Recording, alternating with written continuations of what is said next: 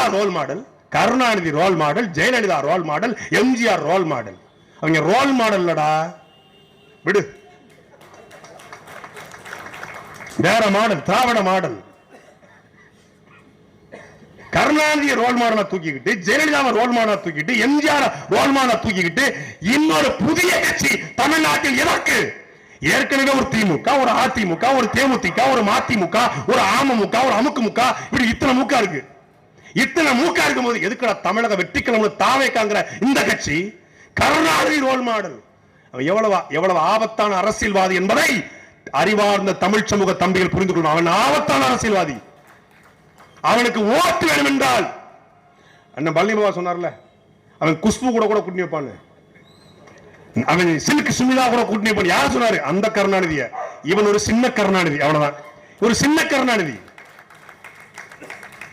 அவருக்காவது தமிழ் பேச தெரியும். உள்ளங்கவர் வாவியவ, உற்சாக காதையம, ஓடை நறுமலர, உடையவள் புதுநலம, அன்பே அழக இன்பமே இனிய தண்டனை மரகதமணிய மாணிக்க சுடரே மன்மத விளக்க என்று அப்படின்னு போடுவாங்க. தமிழகனே தமிழகனே, என்னை கடனை தூக்கி போட்டாலும் கட்டு மரமாக மிதப்பேன், கவிழ்ந்து விட மாட்டேன் அப்படிம்பாரு. இது அது வந்து கிடையாது. ஒரு 4 வார்த்தை வச்சிருக்காங்க. பக்கா மாசு, பிளாஸ்ட், நண்பா நண்பிஸ், தோலா தோலிஸ். என்னடா வார்த்தை இது? தமிழ்நாட்டு அரசியல் எவ்வளவு கேவலப்பட்டு போயிடுச்சு பாருங்க. சத்தியமா கனவில் கூட நினைத்து பார்க்கவில்லை இப்படி ஒரு தற்கூரிகள் தமிழ்நாட்டில் அரசியல் கட்சி தொடங்குவார் என்று சத்தியமா நினைக்கல. நாங்கள் உன்னத நோக்கத்திற்காக அரசியலுக்கு வந்தவர்கள். எங்கள் இனம் கொத்து கொத்தாக கொந்தளிக்கப்பட்டது.